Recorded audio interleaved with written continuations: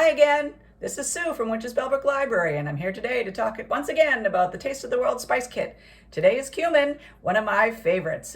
You all know cumin. It's in a lot of Mexican dishes, your tacos. It's also in Southwestern inspired dishes like a tortilla soup or chili. Today we are going to travel to Cuba, and we're going to talk about Cuban picadillo.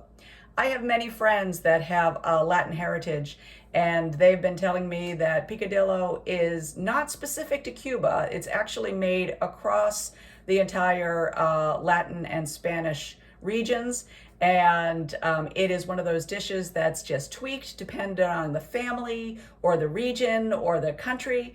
So today a Cuban picadillo has in it olives and raisins. Now, I know that sounds strange. I'm not a fan of olives, but try it. It is briny, it is sweet, and the combination together is marvelous. It's also one of those dishes that tastes even better the next day. So you'll get some good leftovers out of it and lunch the next day for you and maybe your husband.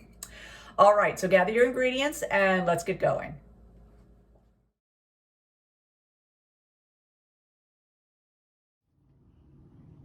Okay, as always, I'm going to gather up all my ingredients and set them on my counter to make sure I have everything.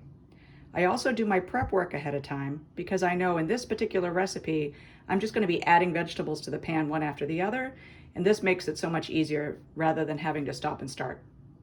So step one is just to take that ground beef and cook it up in a pan and then drain the fat from that. After that happens, everything is pretty quick. It's kind of one of those recipes you toss everything into a pan and then cook it. All right, so let's go.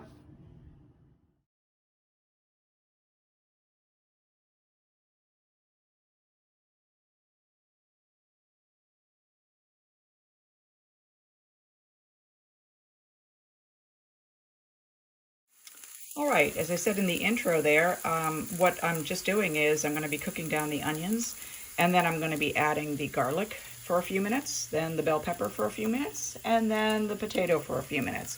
And then we'll start to add all of the ingredients that's going to make up the sauce.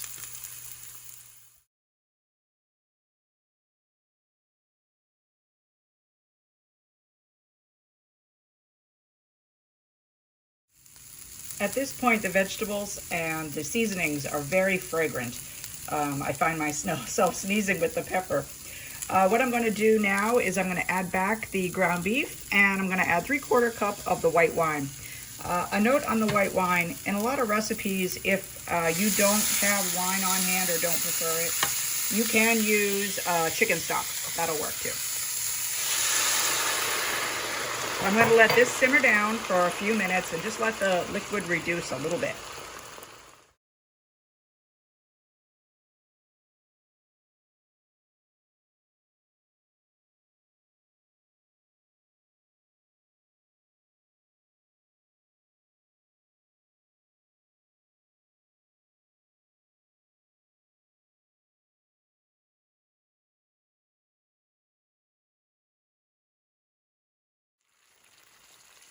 All right, everything is added, and I'm just going to simmer it a few more minutes so that the potatoes are all cooked through.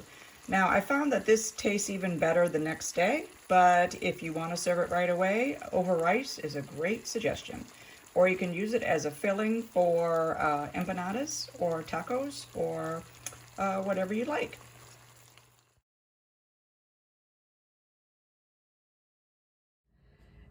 So I hope you're all having as much fun with these kits as I am. Next month, we're going to be traveling to Ireland, and we're going to be using thyme to create a magnificent Irish stew. I look forward to seeing you then. Have a good day.